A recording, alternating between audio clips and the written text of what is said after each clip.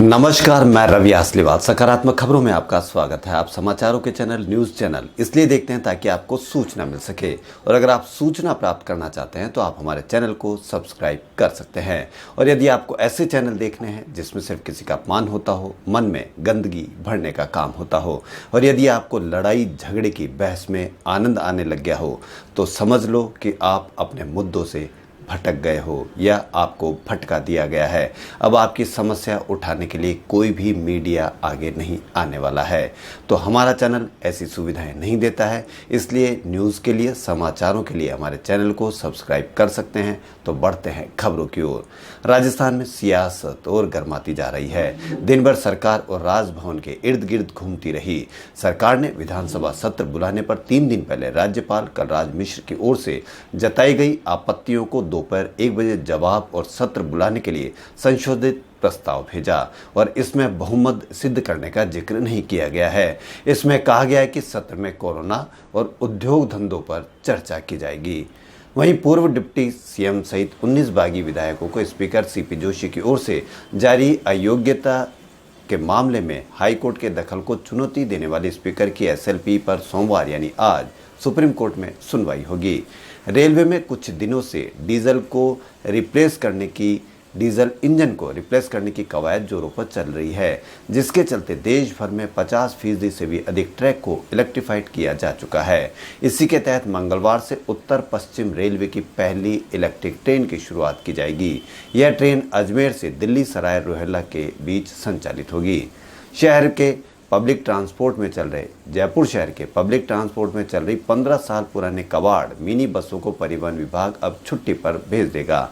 इन बसों के परमिट जारी नहीं किए जाएंगे। जांच किए जाने पर 2200 मिनी बसों में से 260 बसें 15 साल पुरानी पाई गई। राजस्थान में बीते 10 दिनों में कोरोना संक्रमण एकाएक बढ़ गए। वहीं राजस्थान के सरकारी कॉलेजों में एडमिशन प्रक्रिया शुरू कर दी गई है। 28 जुलाई से फर्स्ट ईयर में एडमिशन लेने के लिए विद्यार्थी ऑनलाइन फॉर्म भर सकेंगे, और एडमिशन प्रक्रिया पूरी तरह से ऑनलाइन होगी। मूल दस्तावेज भी कोरोना की परिस्थितियां सामान्य होने के बाद ही जांची जाएगी। राजस्थान के इंजीनियरिंग कॉलेजों में एडमिशन के लिए 30 जुलाई से छात्र फॉर्म भर सकेंगे। रीप में आने वाले राजस्थान की सीटों पर 12वीं और डिप्लोमा के अंकों के आधार पर एडमिशन होंगे। वहीं राजस्थान के सरिस्का बाग परियोजना में रविवार को अवैध खनन माफियाओं को रोकने की कोशिश की गई, वहां के होमगार्ड के द्वारा। तो माफियाओं का दबंगगिरी देखिए कि उन्होंने ट्रैक्टर से भरे अपने ट्रैक्टर से उस होमगार्ड को कुचलकर हत्या कर दी, जबकि उसकी साथी राजविंदर सिंह घायल हो गए। ये हमारे देश में माफियाओं की दबंगगिरी है कि अवैध खनन भी करेंगे, और अगर कोई बीच में आएगा तो उसकी हत्या भी करेंगे। क्या कारण है कि ऐसी दबंगगिरी उनमें पैदा होती जा रही है, जब तक कि कोई उसका साथ नहीं दे रहा हो। इसलिए आप अगर ये सोचते हो कि इस दबंगगिरी से आप बच जाओगे, तो आप बिल्कुल गलत सोचते हो। यूपी का अभी एक एनकाउंटर विकास दुबे के नाम से हुआ था, उसकी याद कर लो। पुलिस कर्मियों को उसने शहीद कर दिया। क्यों? क्योंकि कोई न कोई उसको खुफिया देता था, या कोई न कोई किसी न किसी का वरदहस्त उसके माथे पर था। इसलिए पुलिस वालों के लिए ये दरिंदगी साबित हुई। इसलिए अभी भी वक्त है कि आप सुधरो और आप अपने कार्य के प्रति ईमानदार रहें, ताकि इस तरह से थोड़े से पैसे के लालच में अपने देश की छवि खराब न हो। वहीं जैसलमेर जिले के फतेहगढ़ में एसडीएम का पदभार ग्रहण करने वाले आरएएस अधिकारी अंशुल कुमार सिंह का रविवार देर रात सड़क दुर्घटना में मौत हो गई। हम वापस सड़क हादसों में हत्याएं करने लगे हैं। इसका एक कारण हमारी स्पीड भी हो सकती है। जैसा कि आप सब जानते हैं, राजस्थान में अभी अभी कानून लागू हुआ है, जिसमें कई गुना चालान बढ़ गए हैं। अब देखना यह है कि हम चालान से डरते हैं या मौत से डरते हैं। मुझे लगता है कि जैसे ही कोई जांचने वाला, चालान करने वाला नहीं होता है, तो फिर हम मौत से भी नहीं डरते हैं। और उसका नतीजा है कि हम इतनी तेज़ स्पीड से गाड़ियां चलाते हैं कि आए दिन सड़कों पर हत्याएं करते जाते हैं। कोई डर नहीं, क्योंकि हमें पता है कि शायद कानून इसकी कोई रखवाली ढंग से नहीं करता है। इतने पेच लगा रखे हैं कि वो कोई न कोई किसी न किसी कारण से वो बच निकलता है। यह कारण हम ही हैं कोई कानून नहीं हो सकता है। राजस्थान में कोरोना का कहर जारी है। कोरोना काल के 146 दिन में पहली बार लगातार दूसरे दिन 1000 से ज़्यादा नए रोगी मिले। राजस्थान में रविवार को 1132 मरीज सामने आए, जो अब तक का रिकॉर्ड है। इस प्रकार कुल रोगी 36,429 हो गए और 11 मौत भी हुई। वहीं देश में रविवार को 50,218 नए रोगियों के साथ कुल रोगी 14,32,769 मरीज हो गए हैं। वहीं 20 घंटे में 725 मौत के साथ मृतक भी 32,769 पहुंच गए। लगातार छठवां दिन है जब 650 से अधिक मौत हो रही है।